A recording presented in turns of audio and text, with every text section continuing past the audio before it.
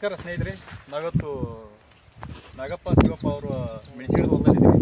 ನಮ್ಮ ನವಭಾರತ ಕಂಪ್ನಿಯ ಉತ್ಪನ್ನ ಆಗಿರ್ತಕ್ಕಂಥ ವಿಜೆಮೆಲ್, ಜೇಮ್ಸ್ ಬಾಂಡ್, ವಿಭಾ ಅನ್ನುವಂಥ ಪ್ರಾಡಕ್ಟನ್ನು ಅವರು ಸತತ ಒಂದು 5-6 ವರ್ಷದಿಂದ ಮೆಣಸಿನ ಬೆಳೆಗೆ ಯೂಸ್ ಮಾಡ್ತಾ ಬಂದಿದ್ದಾರೆ.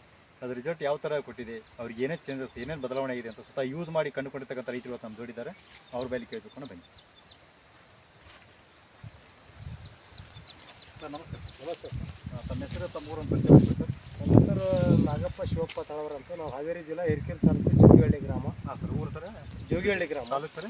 ಹಿರಿಕೆರೆ ತಾಲೂಕು, ಹಾವೇರಿ ಜಿಲ್ಲಾ ಜೋಗಿಹಳ್ಳಿ ಗ್ರಾಮ. ಸರ್, ಎಷ್ಟು ವರ್ಷದಿಂದ ನಮ್ಮ ಪ್ರಾಡಕ್ಟನ್ನು ಯೂಸ್ ಇದು 4 ವರ್ಷದಿಂದ ನಿಮ್ಮ ನವಭಾರತದನ್ನ ಗೊಬ್ಬರ ಮತ್ತು ಔಷಧಿನ ಸಿಂಪಡಣೆ ಮಾಡ್ತಾ ಇದ್ದೀವಿ. ಗೊಬ್ಬರ ಯಾವ್ದು? ಗೊಬ್ಬರ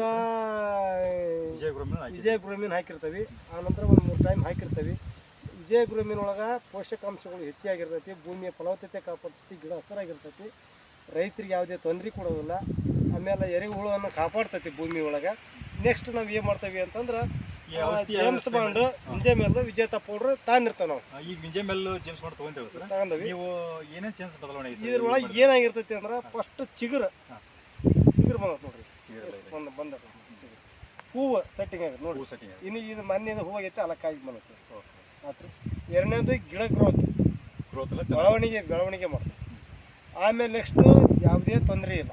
ಈ ಔಷಧಿ ಒಳಗೆ ಏನು ನಾವೇನು ನವಭಾರತದ ಏನು ಜೇಮ್ಸ್ ಬಾಂಡು, ಆಮೇಲೆ ವಿಜೆಮೆಲ್ಲು, ವಿಜೇತ ಪೌಡ್ರ್ ಐತಲ್ಲ, ರೈತರಿಗೆ ಆಯ್ತು ಯಾವುದೇ ಒಂದು ದನ ಕರ ಇಲ್ಲಿ ಹೊಲ್ದಾಗ ಬಂದು ಒಂದು ಮೇವು ತಿಂದರೂ ತೊಂದರೆ ಇಲ್ಲ.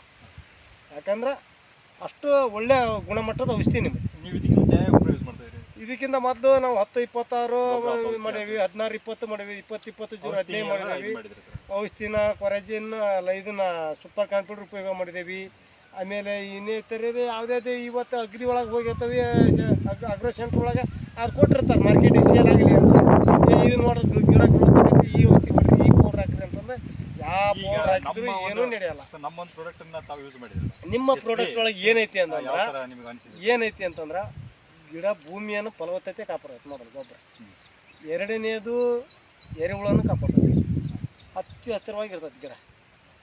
ಆನಂತರ ನಿಮ್ಮ ಔಷಧಿ ಏನೈತಿ ಅಂದ್ರೆ ರೈತರಿಗೆ ಆಯ್ತು ಯಾವುದೇ ತೊಂದರೆ ಇಲ್ಲ, ಯಾವುದೇ ತೊಂದರೆ ಇಲ್ಲ, ಭೂಮಿಗೂ ತೊಂದರೆ ಇಲ್ಲ, ಗಿಡಕ್ಕೂ ತೊಂದರೆ ಇಲ್ಲ. ಒಳ್ಳೆ ಬೆಳವಣಿಗೆ ಕೊಡ್ತೈತಿ, ಒಳ್ಳೆ ಇಳುವರಿ ಕೊಡ್ತೈತಿ, ಒಳ್ಳೆ ಚಿಗುರು ಐತಿ. ಯಾವ ಥರ ಇದು ಇನ್ನೂ 4 ತಿಂಗಳು ಹೋದ್ರೂ ಎಲೆ ಉದುರ್ತೈತಿ. ಆದ್ರೆ ಉದುರಿದ ಎಲೆನೂ 10 ಸಲುವಾಗಿ ಉದುರ್ತೈತಿ, ಭೂಮಿ ಫಲವತ್ತತೆ ಕೊಡ್ತೈತಿ.